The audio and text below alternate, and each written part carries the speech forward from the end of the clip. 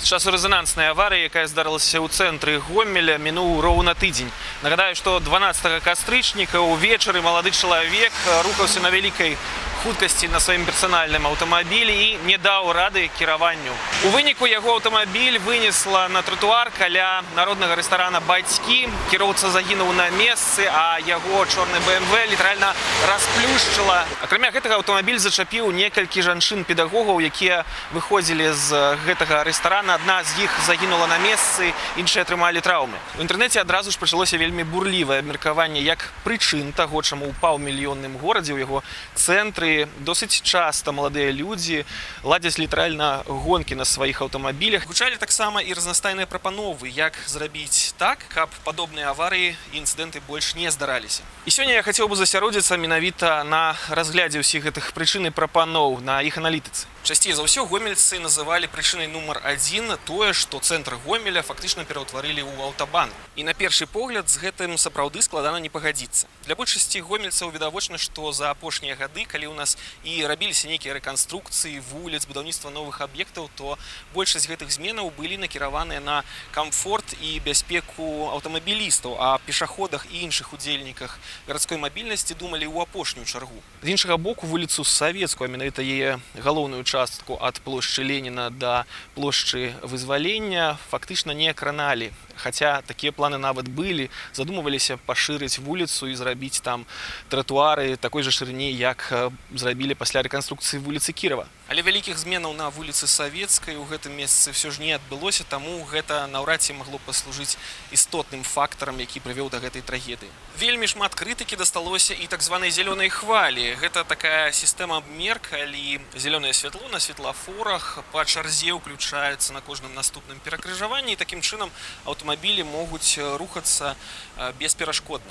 Але насамрэч зялёная хваля – гэта вельмі зручны інструмент, які пры яго ўдалым выкарыстанні дазваляе нармаваць трафік, клапаціцца аб гарадской мабільнасці і таксама дапамагае садзейнічаць таму, што нашае навакольнае асяроддзе менш забруджваецца, таму што дзе менш корак, дзе менш аўтамабіляў стаіць і выпускае свае выхлапныя газы, тым лепш для нашай гарадской экалогіі. І наогул, давайце раз і назаўжды разбярэмся, ганяюць у гэтым месцы вуліцы Савецкай часцей за ўсё, ну, акрамя, зразумела, маршрутчыкаў, разнастайныя кіроўцы в першую чаргу таму, што гэта пантова, таму што там ёсць вялікая колькасць людзей, перад якімі можна пакрасавацца, паказаць сваю доблесць. Таму спрабаваць знізіць верагоднасць падобных аварый у будучыні праз ліквідацыю зялёнай хвалі – гэта не самая лепшая ідэя. Гучалі думкі, што падвысіць бяспеку пешаходаў можна было б праз усталяванне агароджаў. Але выратаваць мінакоў ад аўтамабіля, які выскачыць на тратуар на хуткасці большай за 60, за 80, за 100 кіламетраў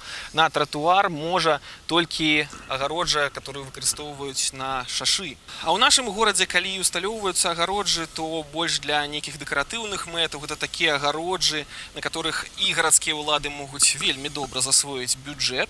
І максімум, ад чаго яны могуць выратаваць, гэта хіба што ад таго, што нейкі п'яны чалавек увечары, калі яго павядзе, ну, ён тады не выйдзе на вуліцу, альбо вашае дзіця не выбежыць. Але дапамагчы захаваць вам здароўе пры аварыі, которая адбылася ў Гомелі тыдзень таму назад, наўрад ці любая агароджа там змагла. Ёсць і негатыўны момант выкарыстання менавіта падобных агароджаў. Ён заключаецца ў тым, што вельмі часта, калі здараюцца аварыі, калі аўтамабілі збіваюць іх, яны пераўтвараюцца ў дадатковыя фактычна такія металічныя снарады. Калі канструкцыя рушыцца і разлятаецца, яна можа наадварот пагоршыць эфект ад падобнай аварыі. Прагучалі і прапановы замацаваць бетонныя клумбы, якія ў нас апошнім часам усталявалі ў цэнтры горада для імітацыі зялёных насаджэнняў. Але гэта таксама не самае найлепшае рашэнне. Па-першае, таму што іх на пэўны перыяд году наогул хаваюць з вуліцы Савецкай, напрыклад, на зімовы перыяд. А па-другое, таму што наўрад ці некалькі дадатковых шурупаў дазволяць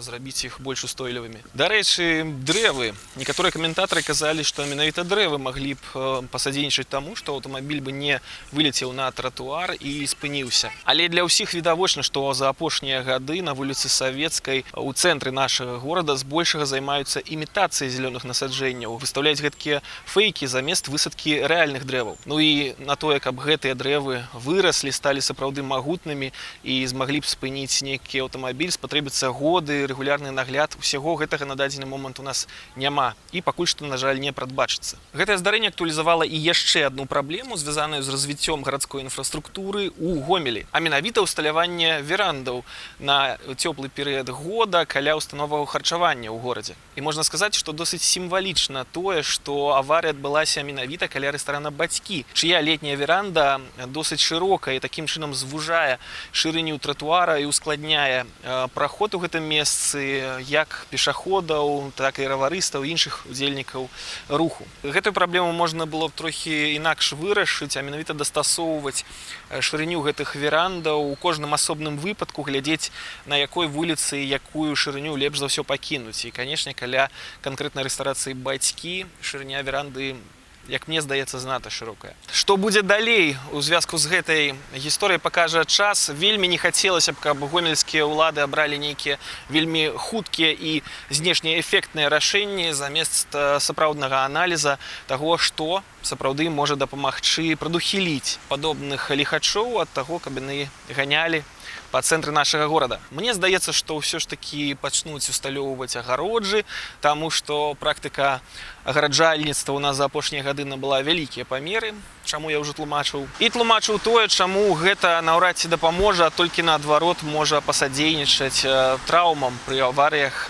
для пешаходаў. Мне асабіста лепшым рашэннем бачыцца ўсталяванне на вуліцы Савецкай, вось у гэтых месцах дадатковых камераў кантролю за перавышэннем хуткасці. Не трэба забывацца, што беларусы збольшага досыць законапаслухмяныя людзі. Зразумела, што заўжды знойдуцца нейкія вар'яты, якія ўсё роўна будуць ганяць. Але можна паглядзець на прыклад плошчы Леніна, дзе раней таксама любілі паганяць, але з часам кіроўцы на гэтым месцы гэтага больш не рызыкуюць рабіць, таму што рэгулярны кантроль даі ў гэтым месцы трохі іх нораў прысмірыў.